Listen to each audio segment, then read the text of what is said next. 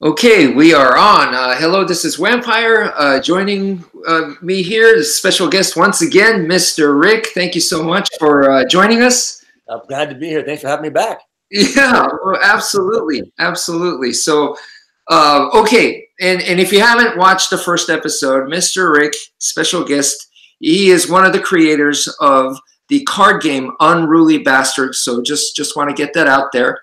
And so, okay, today what we were going to talk about was this right here. Right? So obviously, if you haven't seen this, I mean, we're going to be talking about it. So spoiler alert, whatever. So this is season 1. I have not finished season 2. I don't know how far I am. Am I about halfway? Would you say? Between a third and halfway. Okay. So I'm around there, and I'm still working on it. But yeah, so gonna try to focus on season 1. First of all, you have seen the original, right? This. You know what? I have not. Oh, you haven't? Okay. I have not seen the original. No, I know I should do just to go back for homage's sake, but I have not yet seen it. Mm-hmm. Well, because it's been there's such a big gap between the two. Right. I don't, absolutely, it's not necessary to have seen this to understand this, obviously, Sure. and it's almost like loosely based on. It almost feels like that. Yeah. Right. So, I mean, are there some fairly large differences between the Yul Brynner version and the modern one? Man, I want to say yeah, because man, I can't even. It would be like watching I don't know, a black and white version of The Wizard of Oz, and then watching a Wizard of Oz movie done today or something. It just feels so, even though it's the same idea, right? It would just feel so different. Okay. It's like that. Right. Concept is the same for sure. Okay. And the like. I don't know how much with this one you felt like, but like when I saw this, the first time I saw this, it was like I was like, whoa. This is just like Jurassic Park, right? So they're going to this place just like Jurassic Park, but instead of dinosaurs, they're all Terminators. So that's and I was like, that's genius, and that's just as scary. It's not. Yeah. It's more scary, and that's fantastic. And of course, it's the original story was Michael Crichton. Right. Who did it? But with this one, I don't think you feel that way, right?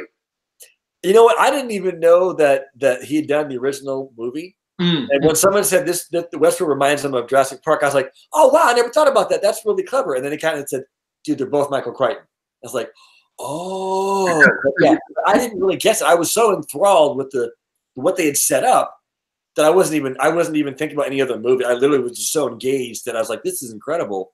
Yeah. I didn't even dawn on me that until someone mentioned that. So right. Yeah. That's funny. Yeah, and I think also like in this one they bring you into the world, and they do show you the behind the scenes of how they make the world work, right? The people that are fixing the bots and all that, but what you don't really see so much is the viewpoint of the guests, right? They're there for sure, and you see them, but in the original, it's more like from the perspective of the guests. So you arrive there like on like a shuttle, and you're going there, and then they're all talking about how excited they are, and oh, I was there last week, or whatever, and then they get there. And then here are the outfits that you're going to change into. So they walk you through, like kind of like what it would actually be like to go there. So this one, I don't think they do show the train ride going there, right? Right. But they don't really show you like almost like a hour by hour, what it's like to be there. Exactly right. Like more like it's a ride for human beings, and you see it from the ride perspective versus being immersed in it. I would think that as a directorial choice. So like the bots became the main characters, and the humans were the background players.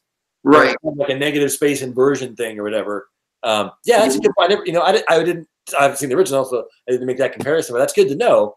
No, you know what? I think you bring up an excellent point, because in the original, you definitely, I mean, of course, there are parts where you're like, is that a bot? Is that a person? You know, there are times like that, but definitely the focus is on the humans, right? Okay. In this one, I think it goes back and forth so much that you're going, For real. It's a lot more chaotic in that sense. And it seems like they want it that way, right? Because they also do that with the timeline. The timeline's also crazy, and it's all jumbled up. Whereas in the original, you see, okay, during the day, this is what's happening. And then at night, this is when they clean up the bots. They bring them over. They fix them. You know, they kind of show you that cycle of day and night, day and night. Yeah. So they have that pattern. Whereas in this, man, the pattern is not really there. You don't know what's going on, you know? Exactly. Yeah, there's no linearity to it whatsoever. At least not. If there is any, it's all in your imagination, because you're trying to connect the dots in a linear fashion, and there's no way to do that when you find out what's going on. How much we can give away. I don't want to give away too much of a spoiler there, but there's a lot of twists. We'll say that. So yeah, find out what's up. You're like, oh, what? So I guess one of the main things is this, right? Yes. Oh man, nice visual. That's awesome. Yeah. What is this? Well, I mean, you know, I saw the show, so I know they bring it up, and this is inside the head, right? So when you remove the scalp, it's marked there, and it's like a symbol, and it kind of tells the Ed Harris character that he's, you know, he is playing a different game from everybody else, right? And the game is not for him, right? Right. So it's the Anthony Hopkins character, right? And him, it's almost like they're playing like a chess match together, kind of. Exactly. Right. So what's up with all that? What, you know? So Ed Harris's character is the owner of the Delos Corporation. He became the owner eventually, because in season 2 we get to see what happens to the original, right? Right. Yeah. So he inherits the company, and then so I guess but he's immersed in the game, and he's pretty much there like the whole time. And junkie, man. Right. Yeah. It seems that for years and years he's there. So what is going on with all this? So I guess he asked them to do this. Do you think? I think Robert, who is Anthony Hopkins' character, kind of recognized what was going on. This is my understanding, and sort of infused the bots with self-awareness. Okay. But to get to there, they had to kind of follow a maze, in this case a metaphorical one, to get to self-awareness. And the maze kind of comes clear when Dolores realizes that she's having a conversation with herself. Right. In season 1, she's like, oh my gosh. And she's the one that she's been listening to in the voice the whole time. Yeah. So I think that was the point, like that it wasn't for the Ed Harris character, because he was already human. Right. I was going to say, then why is he playing this maze? Because for him. Right. To him, it's just a game. He's just trying to get, and he thinks that there's this elusive El Dorado of this consciousness, that this maze, that there's something there. And they kept saying, this game is not for you, dude. It's for them. And he's like, no, I want to win this thing. And like, you know, the arrogance of man. What's the part where you saying the game is not for him? Because I feel like the characters are luring him, and they're pretty much saying like, you're on the right track. You keep headed. Well, there was a character that kept saying, this game is not for you. It's not for you. Okay. Yeah, I don't know if it was, oh my God, I forgot the guy's name already. The Cuban guy. Something with the B. The guy that's with him? No. You're talking about Jeremy, the guy with the glasses. Yeah, the sidekick to Hopkins. Right. His name starts with a B. It's like Bertram or Bernard. Bernard. Yeah. Right. I think he's the one who kept saying it, or someone kept telling Ed near the end. This is, or maybe it was Robert. Might have been Anthony Hopkins saying, this game is not for you. It's not for you. Okay. Right. And Ed Harris is like, you're just kind of messing with me. This is there's a treasure you don't want me to get, and it really wasn't for him. I see. Yeah. I see. But why they kept infusing scalps with that symbol, I didn't quite get that part. Only certain times you would see it in certain scalps. Right. But I don't remember. I don't know if they all had that in there or. You know what I mean? I thought it meant that you're playing the game correctly, kind of thing. So you know, maybe that was like a side effect of it. Like he was trying to lure him and kind of mess with him at the same time. Like, this game's not for you, but I'm gonna dangle that carrot anyway. That's a good point. I never thought about like that. Yeah, I'm not sure. You know, that kind of reminds me of a old martial arts movie from the 80s. It was called The Circle of Iron, and in it, the main character wants to become like the best, you know, martial artist in the world. He wants to be the best fighter and whatnot, and he has to go through these trials and so it's like these series of tests, and then at the very end, the goal, right, is you get this book that is protected by the ultimate fighter, a guy named Zeton, and if you defeat him, you get to read the book, and in the book it's going to have all the knowledge and wisdom that you want, and it's going to all the secret moves and whatever, right? So he gets to Zeton, and then Zeton's like, hey, you don't have to read the book. We don't have to fight. You could just replace me and become the keeper of the book. And he's like, no, I want to read the book. So let's fight. I'm ready to go. And the Zeton is like, no. Are you sure you really need to? Because why don't you just join us and it'll be cool, you know? And he's like, no, I need to see the book. So he finally rejects them, and he looks at the book, and then when he opens it, it's just a mirror in there. So page after page, it's just a mirror stuck on the page. And he starts laughing, and then he's like, okay, I get it now, and he leaves, you know. It's a great story. I like that. It's all anecdote, man. That's cool. So it kind of reminded me. So like, is the Ed Harris character? Is that what's gonna happen to him when he gets to the end of the maze? Is at the end, he's just gonna go, yeah, you're human, and they're just trying to become human, right? And that's it, right? Well, they kind of hit at the very, very last scene of season 1, where like the hosts come out shooting, and then he's like, okay, the game has changed, and he kind of pulls his gun out. So I think he was like, he got a new invigoration for the old game he was playing. Right. You know, so I think he almost forgot about the maze for a second there. I was like, this shit's real. I can die. Now it's game on. So I think he's like, it's incessant. So it was almost like through life he became a little jaded. Yeah. And then now, and imagine playing a game where you shoot the bad guy, but the bad guy can't really hit you. Right. I mean, right? So you're playing that kind of game, and then now, like you said, the rules have changed. They can kill you now. Right. And now it's like exciting, and now he feels alive again. So I can definitely see that, and then so maybe it's funny because the host, the bots, right? They want to become human, and now we're also talking about humans that kind of don't feel alive, want to feel alive, so they come to Westworld, right? So there's definitely irony going on there, right? 100%, because you got humans that feel like their life is robotic, hanging out with robots whose life is to be human. 100%, right? There's a full-on like kind of yin and yang fluidity switching back and forth there. That's a beautiful point, man. That's a good point.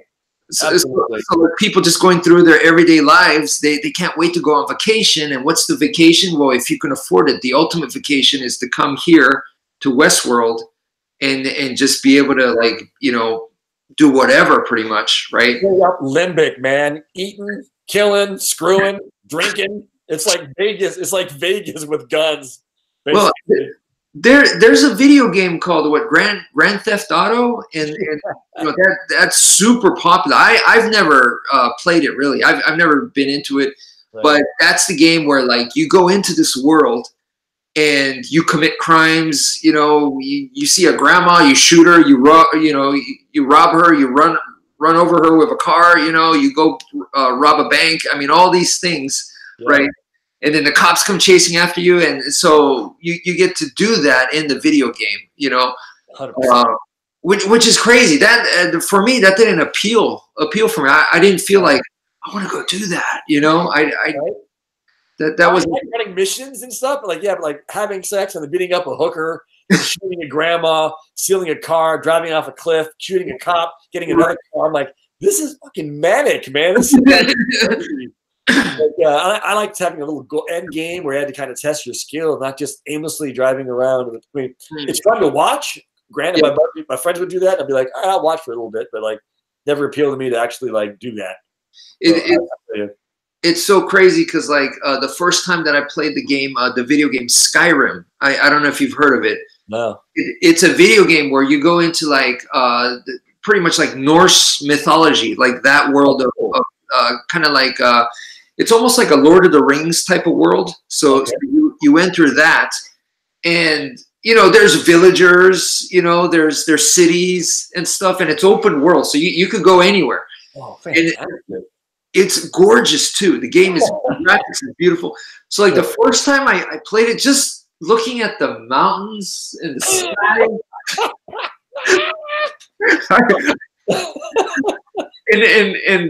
My console, the game was messed up and stuff. So like if it takes like 10 minutes to go somewhere because it's just because it has to load and it takes a long time. Mine took like double the amount, right?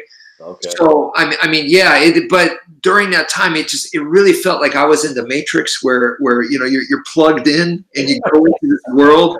And so while it's loading, I'm like, okay, here I go. You know, right. That's awesome. Every night, I felt like that. Okay, I'm going into this world, and I'm a completely different person, character, and doing all this stuff. And so when I go to a village and there's like a poor girl like begging for money, I feel bad. So I give her some money. Right.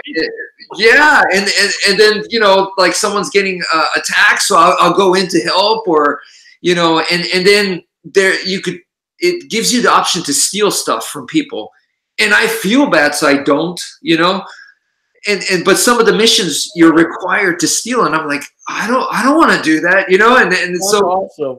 I'm trying to play like moral, and then after a while you get really good and comfortable with the game that you're like, I don't care. I don't, you know, get out of my way, girl. You know? It just changes, you know. You lose your digital empathy. You're like, screw it. Right. People are getting attacked, and I'm like, okay, I got to go do my thing. So bye. Sorry, bye. I don't have time for that, you know. So, do they have good drop items? Are they going to drop good items? Now, okay, forget it. You know, right. I'm done. Right, exactly. Like a dog with treats. You don't have any treats? I don't want to talk to you. You got treats? Cool. I'll talk to you. So I don't know if that happened to the with Ed Harris character. You know that he got jaded. Right. He started off as a good guy, right? Right. And then I think he got his heart broken by. Dolores, thank you. Man, I'm bad with names tonight. So I think that jaded him as well. So he was jaded in the real world. Yeah. In the fake world, he just got angry and started going bang, bang, rapey, rapey, burn, burn. He was real dark. Yeah. Real dark. Literally in costume and in heart. So, yeah. I mean, yeah.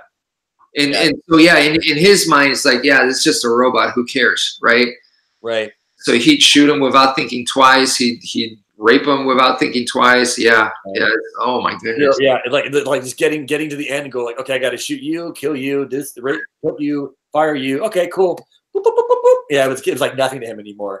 And like talking to you about this right now and thinking about that, it feels bad. Like I want to say like I would never do that, but like I said in the video game, I changed, right? Right. And then also, like, we say this kind of stuff, but like when we see bugs or whatever, we stomp on them. You might not but you know, and it's like in the past though. But yeah, you're right. You know that's how is that any different? In fact, that's worse. That's a life. That's not a video game. You know. Right. There's no regenerate button. That thing's gone. Right. I mean, and the way, and I feel bad. Like if I do kill a roach or like a mosquito, I want to recycle the body, you know, so it could go back into nature and be part of the system. Right. And you know, like spiders and stuff, like especially certain kinds, I know are, you know, they take out the other insects and stuff. So I want to keep them around. You know, I kind of want that more harmonious relationship You know, and ants, I know they could help with the soil and stuff like that, but I don't want them in the house. But you know, so I want that kind of where we all work together, kind of, or at least it's still from my point of view. But I want to work with them, you know, rather than just exterminate. Exactly. Even like mosquitoes, like they feel like the worst kind of insects, but I feel like they probably benefit us in ways that we don't know about, you know. Right. When you hear about a mosquito, do you hear about a single benefit about those guys? Almost never. They're kind of always demonized. Right. But I bet you, like, especially like maybe in terms of like viruses and, you know, really small microscopic bacteria and stuff like that, harmful bacteria, you think that, well, they're alive, I'm alive, so their immune system has to deal with that. And if they can fight those things off somehow, then, you know, that's probably benefiting, you know, all of us too, in some ways, that they're getting rid of a lot of the harmful lesser bacterias or whatever, you know. I'm just is a guess. I don't know, but you know. Yeah, I'm sure. And there's probably something like other insect where like having them around keeps these other insects at bay or in check. It's like, you know, the ecosystem basically is all rock, paper, scissors. Somebody, you know what I mean?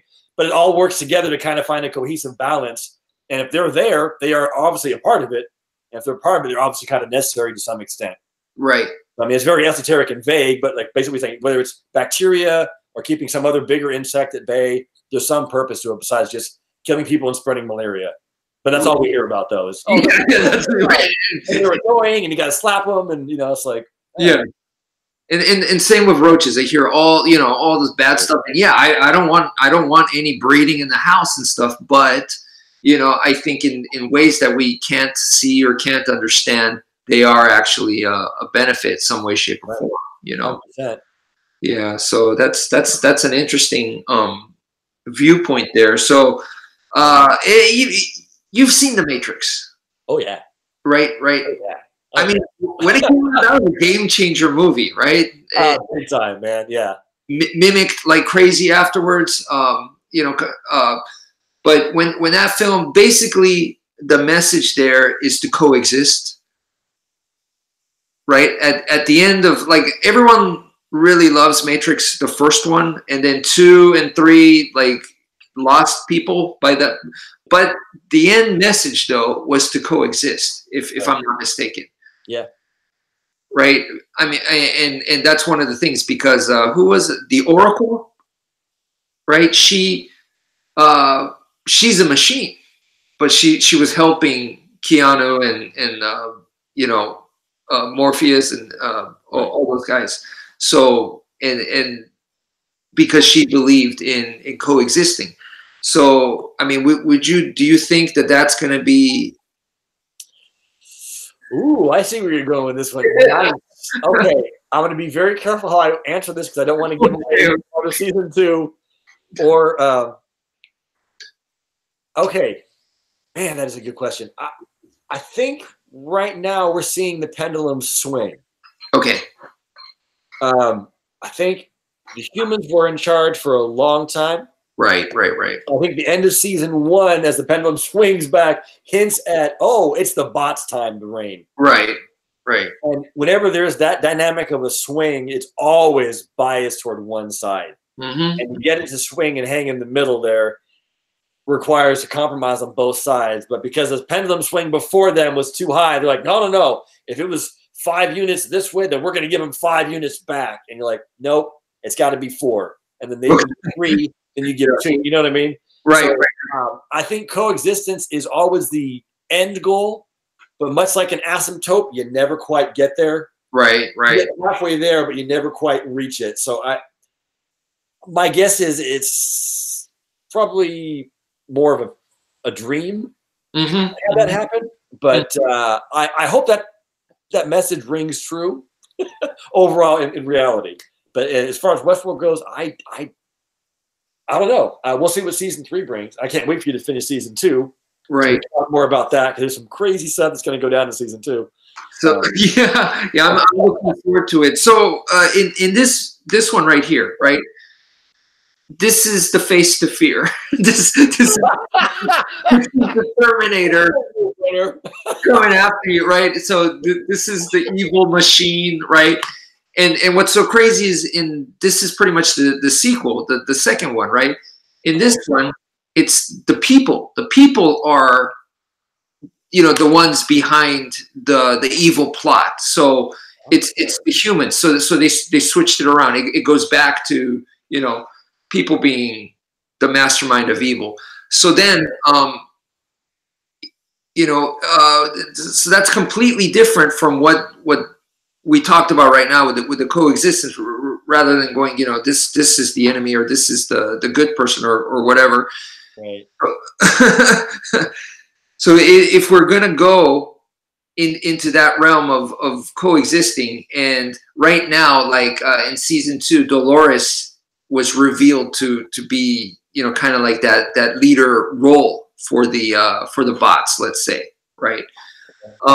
She's right now, at least what I'm seeing, is she's not compromising worth anything, and our pendulum is full swing. Yeah, and we are also seeing maybe a little glimpse of this, where there are the human side that they're very, very manipulative, and they just want to control everything and whatnot. Although this takes it to another notch, where in this, what they're trying to do is basically take over the world, and the humans are behind that. So I don't know if in Westworld they're that ambitious where they're trying to take over the world, but at least for right now, it seems like a battle over Westworld itself to try to gain control there.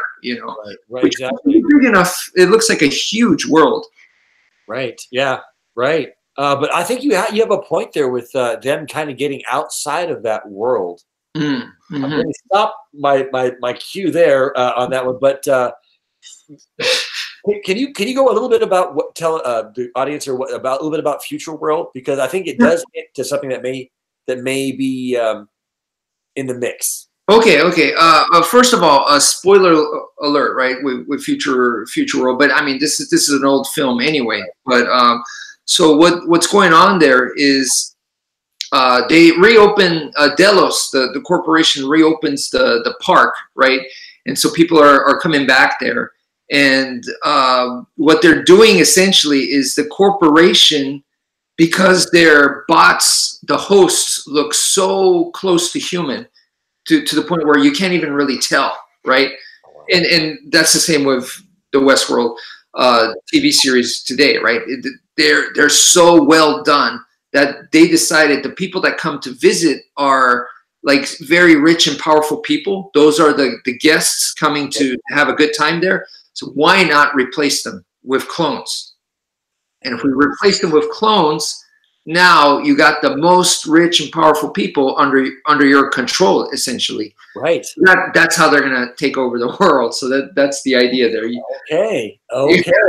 Yeah. Man, I want to see that happen. I'll be honest.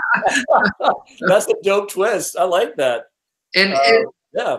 I think they were trying to say that they were doing it for a good cause, like stop wars and whatever. But either way, I mean, it was, anytime you get all the power like that, it's just too much, right? Yeah, so, proven by Ed Harris's character. Yeah. Not being killed, you just get saturated with it, and you're just like become maniacal. It's like a prince or a king. If you've been like spoon fed your entire life and never known anything else, kind of a dick. You know what I mean? Like you have zero empathy and you expect everything, and so it's like power corrupts absolutely, right? Right. Absolute power corrupts absolutely. Yeah. No matter how small the niche, whether it's Westworld or Empire or the globe, it's just ubiquitous. It's crazy. Yeah. But I really like that connection you put between Westworld and Future World. Is that right? Yeah, Future World. Yeah. Yeah, that's tight, man. I like that. Yeah, I like how you think. Because I mean, there's different worlds there. It's not just Westworld. It's Westworld, and then that one in Japan with the samurais running around and everything. And then in the original Westworld, they also had a medieval world with knights and castles and kings, and you're the king. and yeah, you got a jester and then all that, right? So crazy. So there's I don't think they call it Night World, but let me just call it that, medieval world. And then there was another one. So Future World is where you're going into like this outer space future place. Okay. Yeah, that makes sense. That's cool, right? Yeah. Yeah. Oh my God. Yeah. So which of the worlds? Oh, and the other one I didn't mention was it was like a Roman world where it looked like they were just having like orgies and buffets all the time. Vegas. Okay, sounds right. Sorry. Right. So it's like massage, buffet, and orgy, and that's all day long kind of thing. That's what it looked like. But yeah. So that's the Roman world, I think. Yeah. Yeah, that was gonna be a hard one to leave. So out of all of those, which one would be appealing for you to go to? Well, right now I got images of the Roman world running through my head, so I'm a little biased at the moment. Because that sounds like a hedonist retreat right there. I don't know. I think I like to dabble in all of them. That's hard to say. Probably not so much the West. I mean, I like Westworld, but like Westerns, and there's too much gunfire. Oh, it's violent. Yeah, it looks too violent. I don't know how to even answer that one. I'm kind of a jack of all trades, so I think I would definitely have to hit all of them up. You try all of them, yeah. I'd go buffet style and try all of them because there's certain like things about like the medieval world would be kind of cool just to see what kind of technologies they have. Yeah, and how match the environment, like the old Japan land they call it, whatever they had would be kind of cool to see that. Right.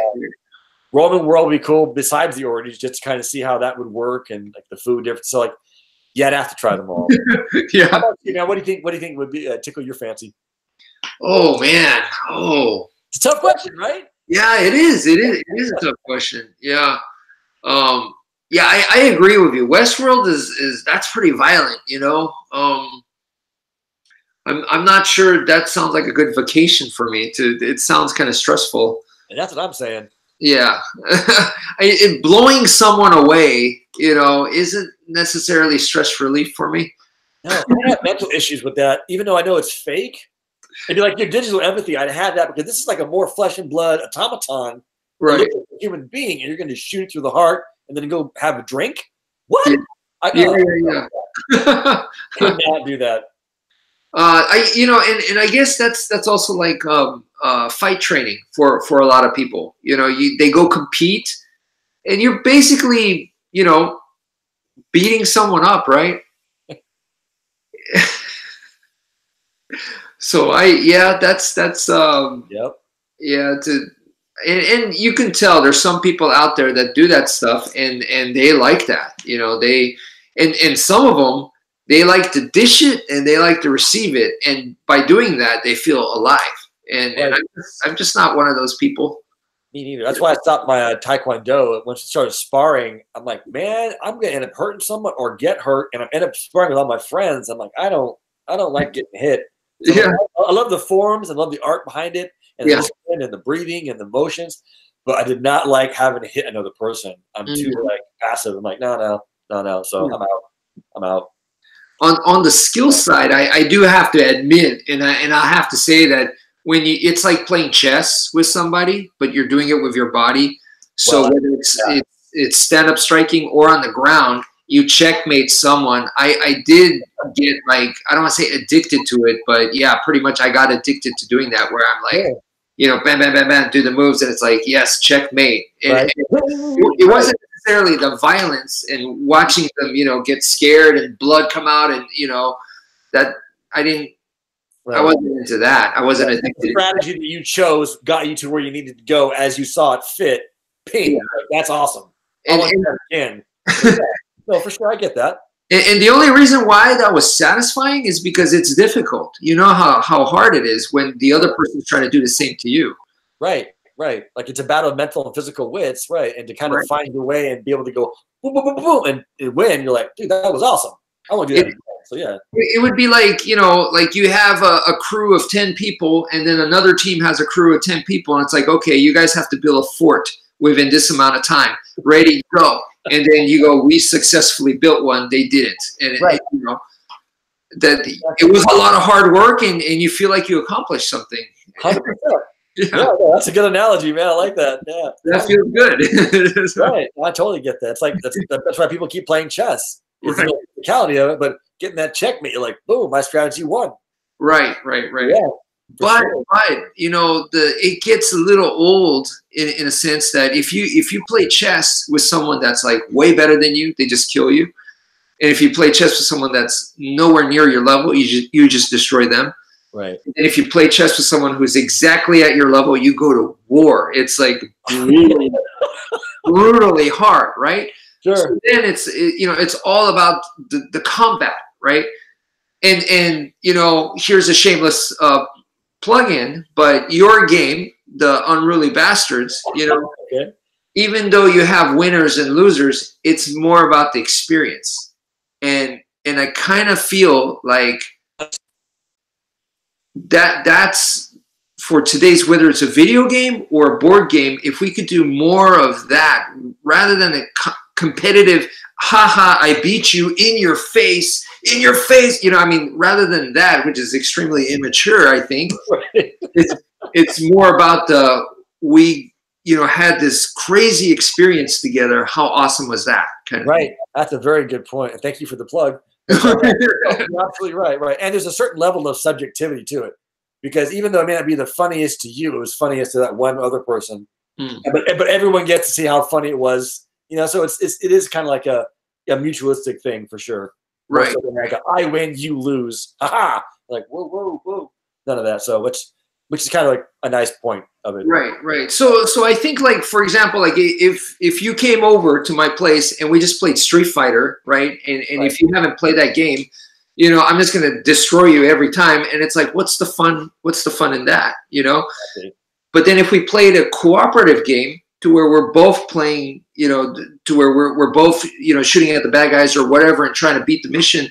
Right. Now we're experiencing something together, and that's more fun. So, you know, I kind of feel like that would be cool. Yeah, 100%. And I wish there were more kind of games like that. Like Fortnite's a good example where you can do missions or you can go solo. Yeah. That game is just amazing all around the board. But it's the cooperative nature of it is really cool. What game?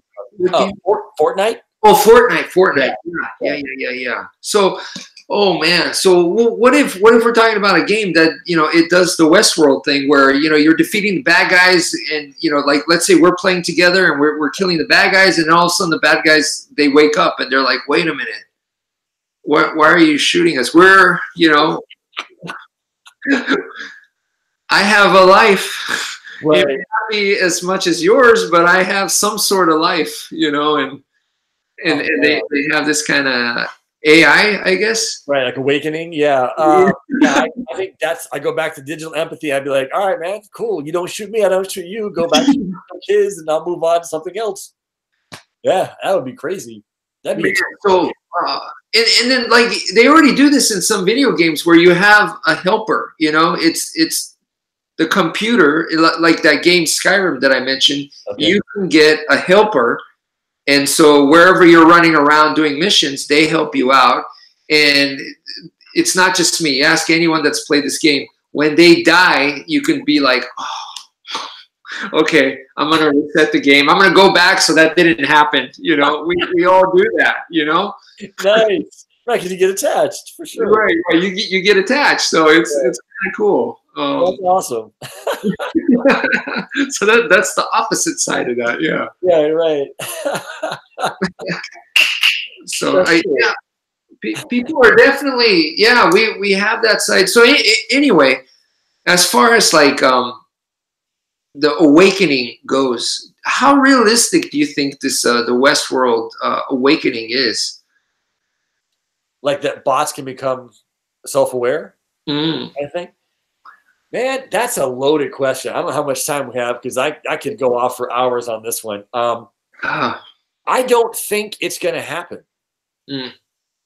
Um, So what are we afraid of? Because like I think last year or maybe 2 years ago or it wasn't super long ago, but a little while back, they released the first AI like on Facebook or something, and I thought they had like a list of like I don't know 100 things that if it did any one of these things, they're immediately going to shut it down.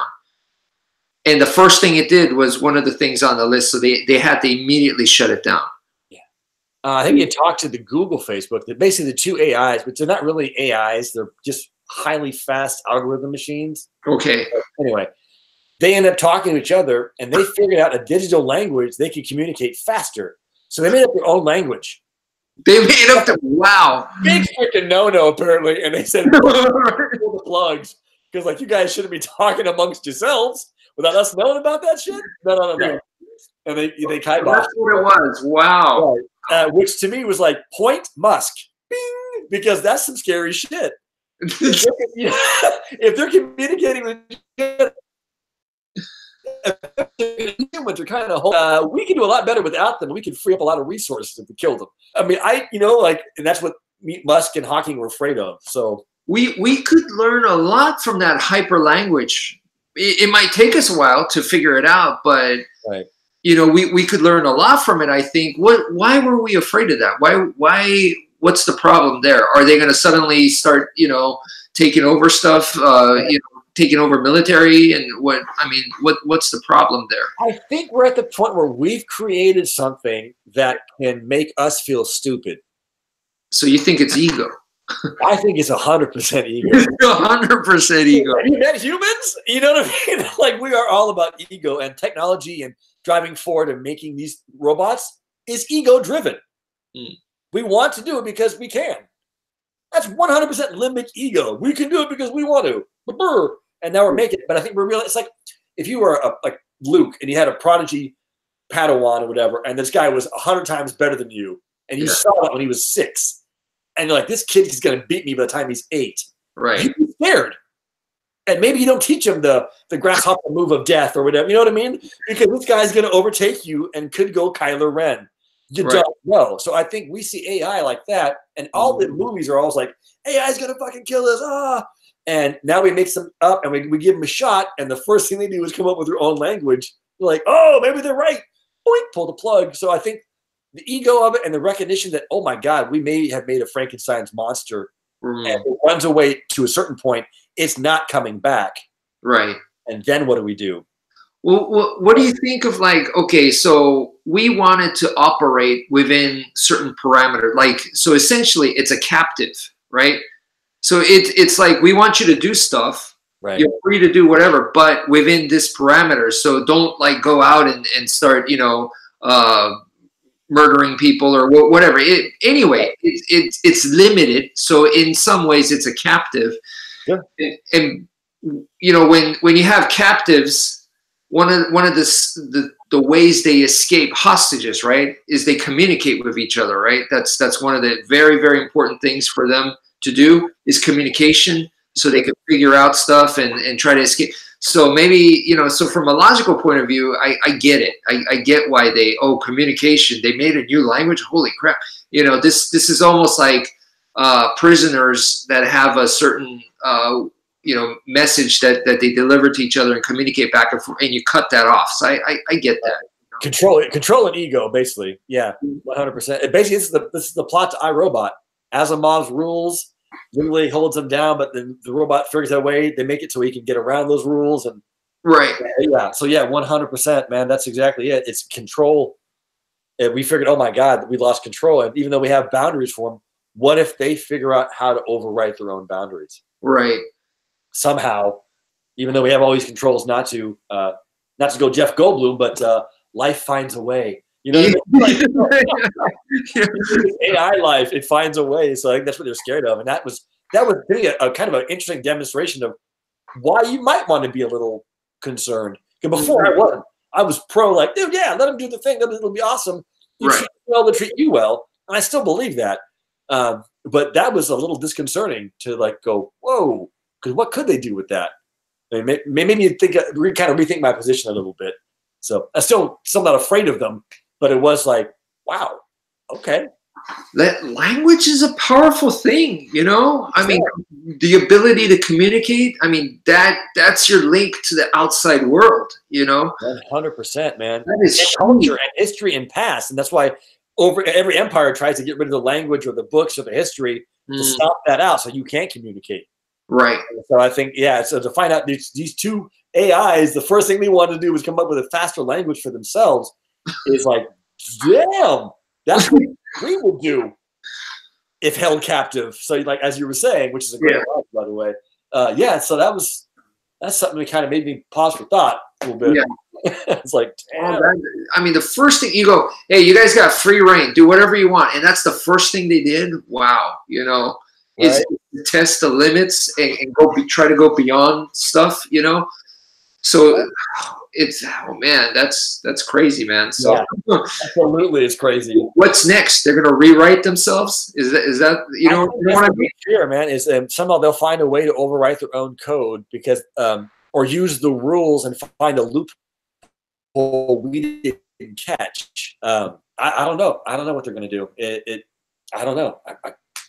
I hope the guy we almost never get to full AI.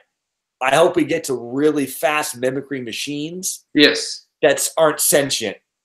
Because then they don't feel like they're being controlled or they're a machine.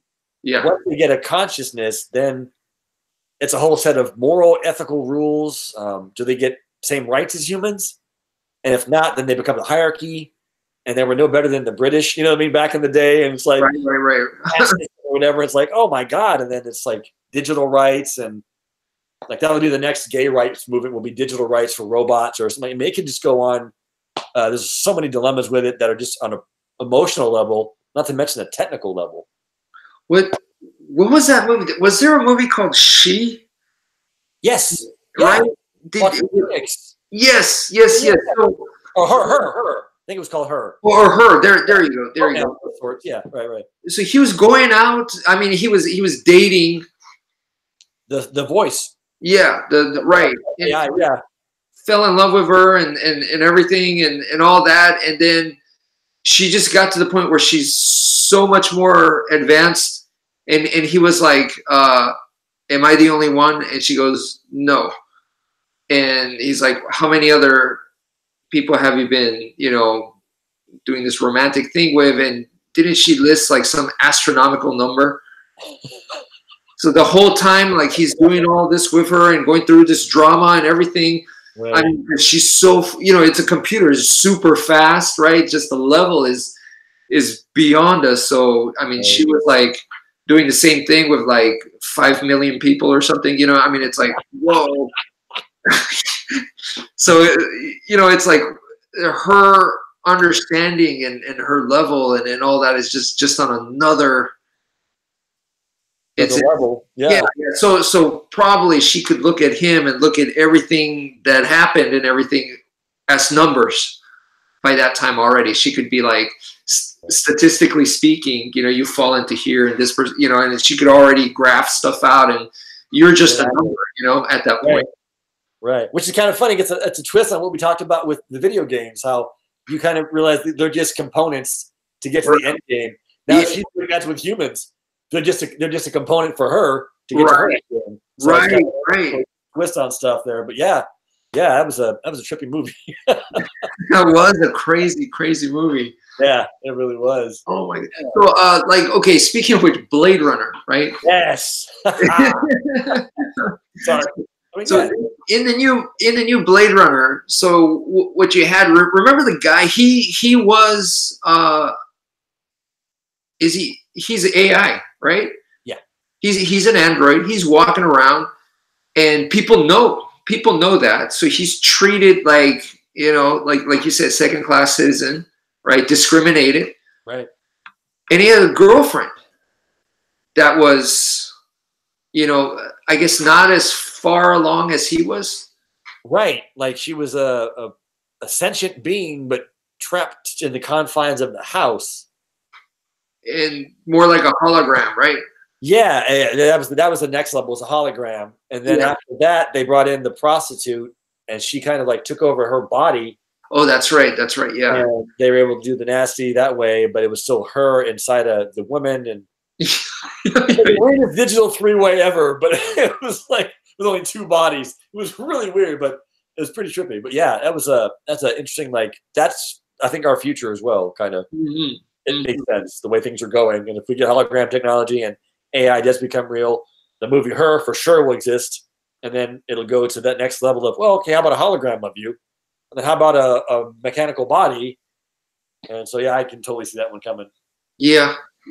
So, then, man, are people are they? Do you think the rate of people hooking up with other people might decrease because it's going to be replaced with this artificial girlfriend or boyfriend? Right. Yeah, I think basically porn's kind of like a stepping stone to that, because every night you can pick a blonde, a brunette, tall, fat, skinny, whatever skin tone you want. You can customize, and God knows people love to customize their desktop, their phones, their hair, their whatever. They customize everything. Right. So why not your sexual partner, especially if you're not good with relationships to begin with? Yeah. You know. And you can, here's a way to customize them. They're not going out anymore. Get rejected over and over again, or you can score every time. Right. And you know, you're gonna go out with someone that looks like a normal person, or you could go out with a mermaid. You could go out with, you know, you could probably put on celebrity faces, right? And I mean, yeah. I mean, if you want to, you could go out with like a woman with 4 breasts. You know, I mean, it's just a centaur, whatever. Right, centaur, you know. Right? So you go into yeah. Yes. Yeah. Or I mean, it's just going to be like it's a no contest, right? Boy, that's going to change things a lot. Yep. And then maybe dating person to person would be kind of a novelty, like taking old school pictures. We have to develop the film. Yeah. It would be like a hobby, or like an old bookstore. It'll be like, oh, we went on a person to person date. You're dating a human? What? It'll be like this weird random thing. You're such a weirdo. It's like going vegan or something like that. People are gonna go. Well, what if? Well, then at that point, what if it was like it was normal for every person to have one of those crazy fantasy sex bots? So when you hook up with somebody, now the 4 of you, minimum, right. You know, you might have a whole So then, you're having an orgy with Batman, Catwoman, you know. Because she brings hers too, right? And exactly. If right, you know, so wow, yeah. So then, that's going to be the norm. We're back to that Romanesque world and the original world. Yeah. Well, you know, if you think about it, that's kind of what we're doing right now. Like, you and I could, like, at any point go out and get food from almost a variety of cuisines, right? Right. Back then, like, 500 years ago, 1,000 years ago, King would have died for that, right? I mean, they would have people come in from, far away and cook for them and whatever, and, that kind of stuff. Sure. But now we could get that, like, in literally 5, 10, 15 minutes, 20 minutes, just go to a restaurant, drive a little bit, and you could pick, Mexican food, Japanese food, Chinese food. I mean, you got a whole host of, from all over the world, right? So if you think about that, we are living like kings right now, right? Yeah, and we can even have that food delivered to our castle. There you go. There you go. So the person like, thank you very much for bringing my food, and then I shall eat it. Yeah, it's very kingly, 100%.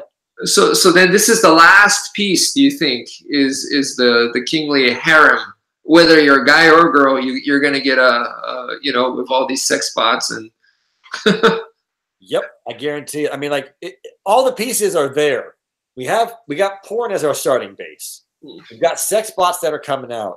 I've seen things on like digital skin for prosthetic hands that have 400 sensors per square millimeter over the entire thing. They can sense hot, cold, pressure differences. So imagine getting a sex bot now with that kind of skin on it, where it can feel things as well. I mean, like all that technology is going to merge. Right. Either medical things, sexual things, or blowing shit up. That's just, I mean, we got the photography. The first thing they did, take pictures of naked women. Movies. First thing they did, film naked women. You know what I mean? Internet. First thing it is, naked chicks in digital format. Like we are a limbic species, and if you can fuck it or eat it, we're down. We're down. You know what I mean? That's basically what we're down for. So like I for sure totally will see that coming in the future. Guaranteed that's gonna happen.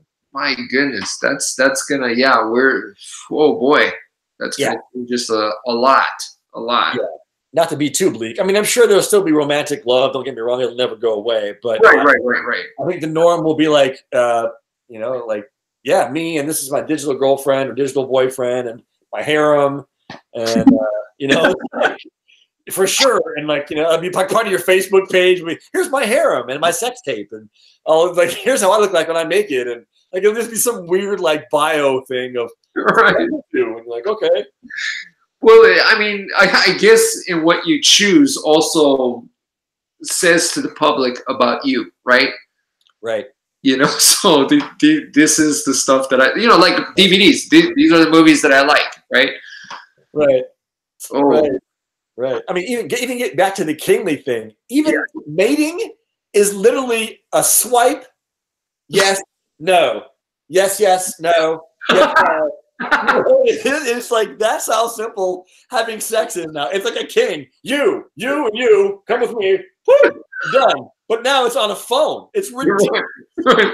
So yeah, I guarantee. Yeah, that's even more proof that we're headed in this weird direction. We're headed that way. Yeah, that freaking reminded me of History of the World. I don't know if you remember. Yes, with Madeline Kahn. I was thinking exactly. Yes. Yeah, exactly. Dude. I don't know if you saw that movie. I didn't want to make the reference, but 100%.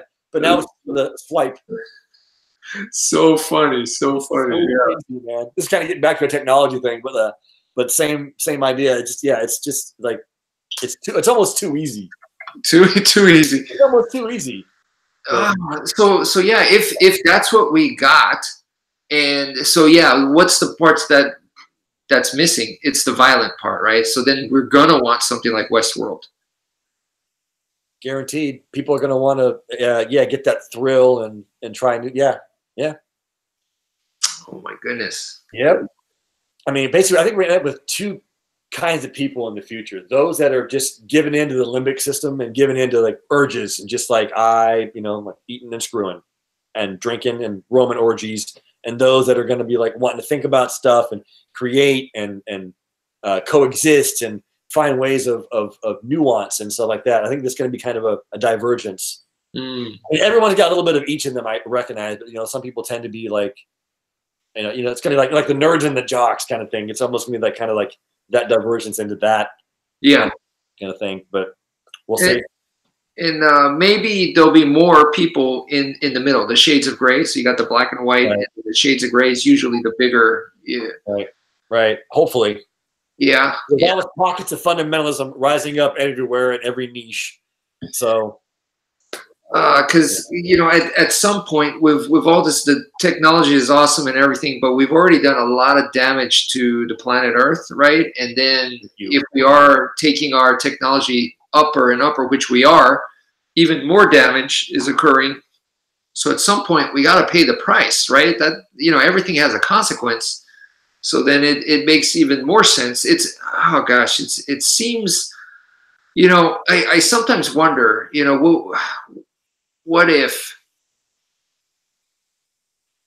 it's almost like we're trapped on the planet Earth because it's so difficult to leave it. Right, we are. Right. Essentially, right now, we pretty much are at this point. And it's like, but we're also, if this is a prison, we're messing up our cell. Yeah. And that's all we got. Yeah. So we basically shoot in every corner. Right. Yeah. We did not plan well for this. Oh man. It's like, can we get a restart, please? Because right. And despite everyone telling us, like the Native Americans are like, hey man, use everything, replenish, take only what you need. Right. Harmoniously, we're like, fuck that, we're taking all the trees. No, wait, you know what I mean? And now, like, no more topsoil. We can't grow food. Like, oh, right. We kind of fumbled way through it. Now we're like, oh, we messed up. Here's the reset button. And now we're looking for technology to terraform other planets. I'm like, dude, we screwed up this one.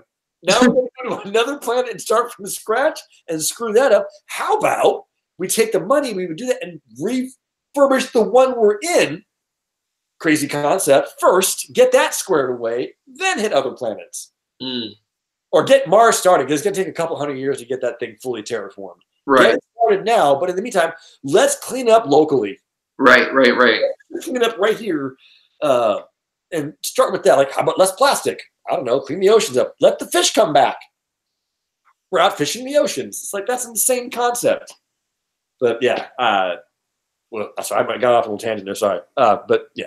Yeah, no, it's very true. I mean, isn't there a massive continent-size trash just freaking floating in the Pacific Ocean, just swarming around? Yeah, it's like twice the size of Texas, something like that. Oh my goodness! But it's not like a contiguous mat. It's just trash spaced out, but it's still wide. Yeah. I'm sure that there's some way maybe we could, force it all together and then make it into an actual, landmass or something, Well, there's ever heard of the term gyre? Basically, it's a giant. Every ocean has one, but the Pacific Ocean basically is just a swirling mass of water. It's kind of a giant, slow-moving vortex. Okay.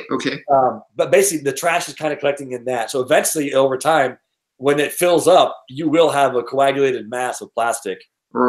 Kind of self-contained in that gyre. Right. But that's going to take, hopefully, well, given the way we're doing it, maybe faster, but that should take a long time for that to happen. But that's kind of what's going to end up happening. But the problem is now they're finding plastic in all levels of the fish and even in us now, because all of our food's wrapped in plastic. And some of that shit's leaking out. And I'm like, that's not good. That is not good. Yeah. It's too ubiquitous. So it's like a race to technology. Like, if we can get to technology to save us before we kill ourselves with it. It's a weird, talk about the maze. Yeah. That's right there. Like, we're using technology to kill ourselves and save us. It's basically like chemotherapy. Right. It's evasive and kills everything, and hope to God you can have more good stuff than bad stuff, and fingers crossed. It's like, that's sketchy, but that's what we're doing with the globe. Yeah, it's really sad, huh? It kind of is. I have hope that I'm banking everything on the zeal of the upcoming kids, but we gave them a shit sandwich, and I hope they can move away from that and find a remedy, because we kind of messed up. The last 200 years with Industrial Revolution on has just been awful. What we've done to the planet. And speaking of which, what if we had gone the other route where we didn't mess up? What kind of world do you think we would be living in today? If we were in harmony but still had technology, but we're cool with nature. So then a lot of the things would be how do you call it? Like kind of like what you do with a garden. Where it's continuous, it's an ecosystem. Self-feeding, right. That sounds awesome. I don't even know how to imagine that. I don't. I do esoterically, but I don't know if humans are capable. Or capable of that? Oh, not to quote the Matrix, but I'm going to quote the Matrix. We're not happy unless we're suffering. You know what I mean? Like, there is some truth to that, and we are a virus. There are a lot of truth to that one, but like, I think if things were so good, someone gets antsy, and like, I gotta mess some shit up. I'm getting bored. You know what I mean? Different cultures in the past have done it, but the imperialist white culture from Northern European kind of put the kibosh on all that, because people did live in harmony for a lot of times. I mean, not everywhere, not all the time, but right. That level of existence was there for thousands of years before we got here. Yeah. Hundreds of thousands of years. So I know it's possible, but what that would look like with technology and like the level of technology we have now, but harmony as well, that's a beautiful thing. That literally is the most beautiful thing I can think of, but I don't even know what that would look like. I don't know if humans are capable of that on large scale. I don't know. What do you think, man? What do you think that would look like? Oh boy, oh boy. I mean, I'm trying to imagine like a city, right, with a giant waterfall going through, and that water somehow, is so. When you do that kind of stuff, what is it called? First of all, the like you have like an aquarium, and it's like the fish, and then you have the soil there, and uh, the fish's waste goes into the soil, and then doesn't that help with like what you call it, nutrients and stuff for growing the green stuff, and then so. Right. But it goes in layers, doesn't it? Like it's kind of like a cascade. Yeah, yeah. Right. I think it's called permaculture. I think where you kind of self feed it. Okay. I don't have fish. I use worms. I grow worms. Oh, I see. I see. So I grow worms to grow. Like I use their poop or the castings Right. to grow the food, and whatever food I don't eat, I feed back to the worms. Okay. And then they process it again to make more fertilizer, so I can grow more food. See, so I'm thinking that kind of world, the whole the city would be based off of that. So it would work like that, right? So different levels of the city, like, okay, this part of the city is supposed to be working on, growing the trees or whatever, and this part of the city is now working on the stuff that falls off the trees, right? Right. And then the next one, so it goes in harmony that way, and so I'm thinking that's how it would go. But like for right now, our trash, our waste, right? What do we? I mean, we just flush it out, and we don't really recycle that stuff, right? I mean, it's primarily, maybe a small percentage, right, but a big percentage that's just thrown out there. Yeah, and that just doesn't make sense, and nope. Yeah, all that is just well, it's going into the ocean, right? And that's why we have this big old continent of trash. Exactly. And then all that, plus our extra waste, because there's so many people mixed with heavy fertilizing of synthetic fertilizers, all gets run off. That causes nutrient blooms in the water. And that causes algae to get in there that deoxygenates the water, and then the fish die. So like our waste and our pollution into the ocean is messing up the ecosystems locally. And when they get messed up, that messes the ecosystem up further out.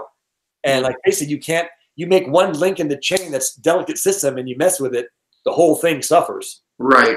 Dominoes. And we're only now seeing the geometric progression of our badness showing up, and like it's sketchy.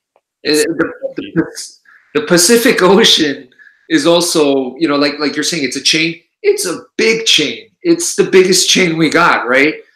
If you think about it. And it was almost, if you think about it, the Earth almost is like a giant, like a toilet bowl, so it could flush out your mistakes. And so on the whole, but we've taken advantage of that so much that now, the toilet bowl is permanently messed up and dirty, and there's stuff that's not flushing. And, right? Exactly. I read a stat that if we keep at the rate we're going, we're going to outfish the oceans by 2050. 2050? Yeah, meaning that fish population will be low, like I think it's like 10 or 5%, some low percent. When they get below that number, they're not sustainable to keep going as for fishing purposes. We're going to hit that within like 30 years. Oh my goodness. At this rate. And we're only going to get more people, and they need to eat. So I'm thinking, good Lord, we outfished the oceans. That's a huge sentence. Yeah. You know what I mean? The oceans? The oceans. 75% of our world, we've sucked out the food. What? That blew my mind. Then what's next? Soylent Green? Have you seen that movie? Yes. Oh. I don't know what we need a natural disaster. Something's got to happen to kind of thin the herd a little bit there, because I don't know. We can't have this many people with this few resources. It's the candle on both ends. It's a little like, whoa. But I don't know. I think it'll take some big changes in the society. Like stop eating meat, and then you can recycle your own poop. You know what I mean? Like less cows to grow on pastures. You can grow other food. But the problem is who's going to pay for it? That's our biggest problem, is who's going to pay for it. So we're going to all die and kill the planet debating who's paying for the check. Like, yay, America. And also in the meantime, the cows, the beef is a big money making machine. So if you take that away, you know, right? Yeah, which I think a lot of those corporations and stuff, they're not gonna, yeah, they They're not won't. going to go with that, right? If you're a small company and you fail, that's just the course of doing business, the invisible hand, blah blah blah. But when you're something big that affects the big guys, they're like, no, this one's exempt.